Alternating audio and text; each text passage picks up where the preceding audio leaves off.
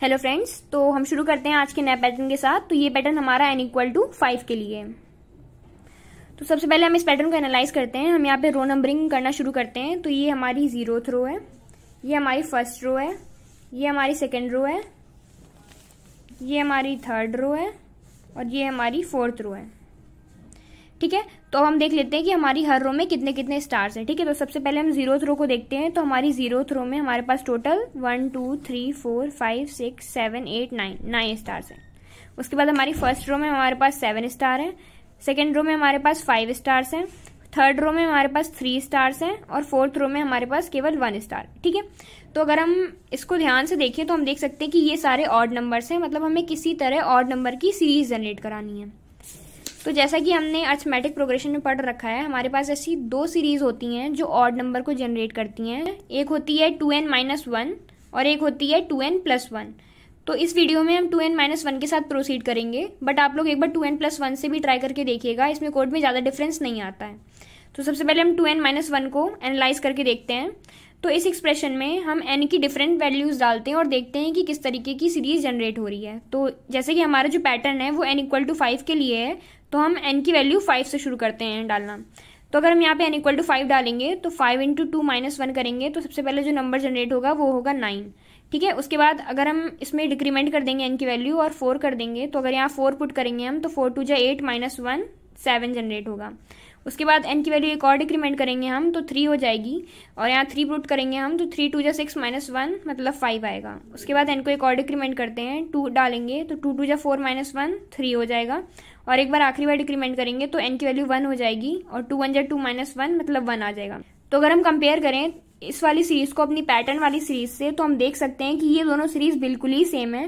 तो इसका मतलब ये है कि हमें यही एक्सप्रेशन यूज करनी है अपने इस पैटर्न को जनरेट कराने के लिए। बस हमें क्या करना है कि हमें किसी तरह कुछ ऐसा करना है कि हमारी n की वैल्यू डिक्रीमेंट होती रहे जैसे जैसे हम नेक्स्ट रो में ट्रेवर्स कर रहे हैं। तो उसके लिए हम क्या कर सकते हैं कि हमें कुछ ऐसा करना है कि जैसे जैसे हमारा i इंक्रीमेंट होता जा रहा है हमें n को डिक्रीमेंट करना है। तो उसके लिए हम यहाँ पे इस एक्सप्रेशन में अगर हम n को रिप्लेस कर दें n-i से, तो हम ये सीरीज जनरेट करा सकते हैं।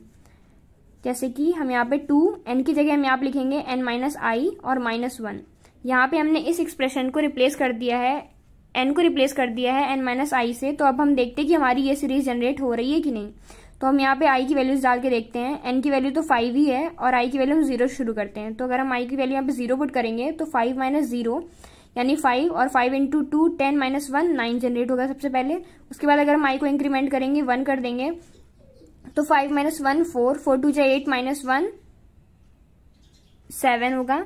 उसके बाद अगर हम i को फिर से इंक्रीमेंट करेंगे तो i की वैल्यू 2 हो जाएगी, और यहाँ पे 2 पुट करेंगे तो 5 - 2 3 3 × 2 = 6 - 1 5। तो इस तरह से हम देख सकते हैं कि हमारी ये सेम ही सीरीज जनरेट होने वाली है अगर हम यहाँ पे n को n-i से रिप्लेस कर देते हैं।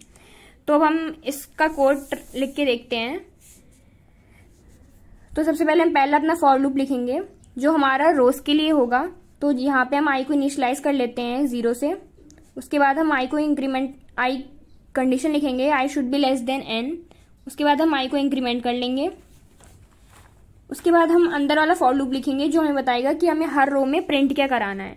तो अब यहाँ पे हम j को इनिशियलाइज कर लेंगे 0 से, और j should be less then 2 × n-i -1 जैसे कि हमने डिस्कस किया है अभी। अब हम यहाँ पे j को इंक्रीमेंट कर देंगे।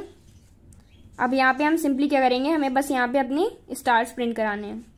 तो हम यहाँ स्टार्स प्रिंट करा लेंगे, और जैसे हमारी एक लाइन कंप्लीट होगी उसके बाद हमें नेक्स्ट लाइन में जाना है, तो उसके लिए हम cout एंडल कर लेंगे। तो हमारा कोड यहाँ पे कंप्लीट हो गया है। अब हम इसका एक बार ड्राई रन करके देख लेते हैं।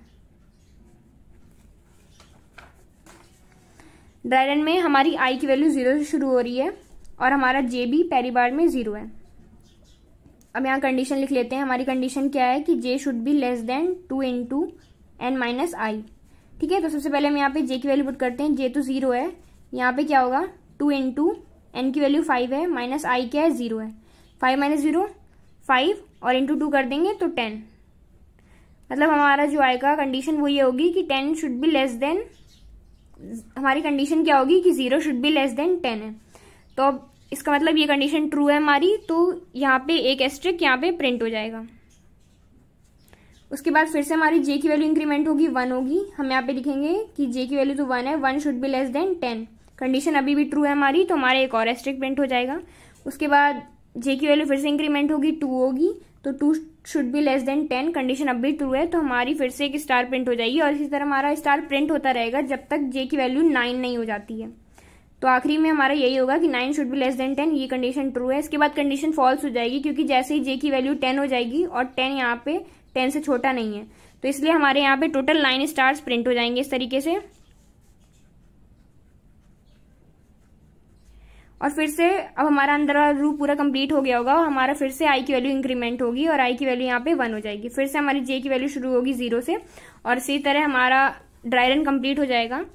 तो अब हमारा बिल्कुल सेम इसी तरीके से स्टार्स प्रिंट हो जाएंगे।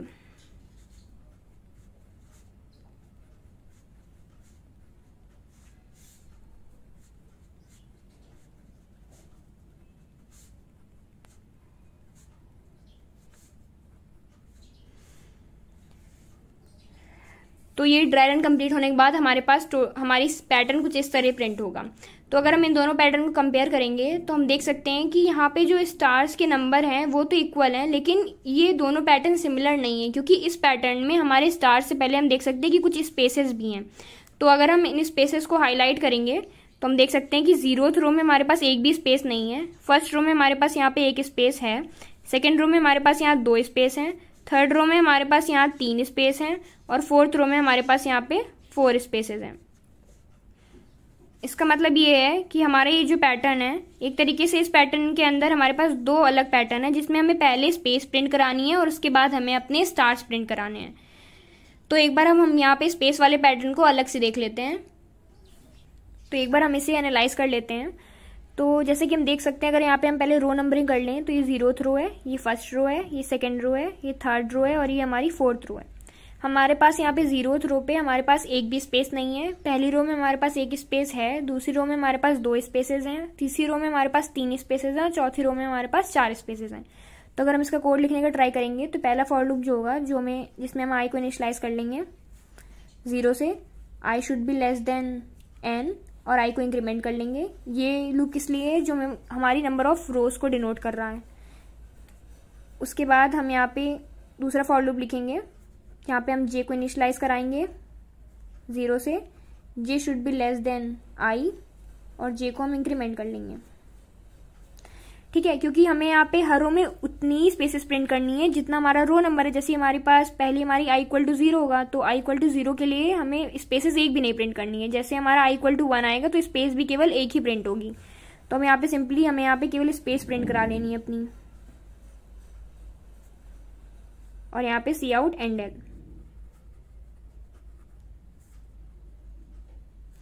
तो एक बार अब हम इसे ड्राई रन करके देख लेते हैं।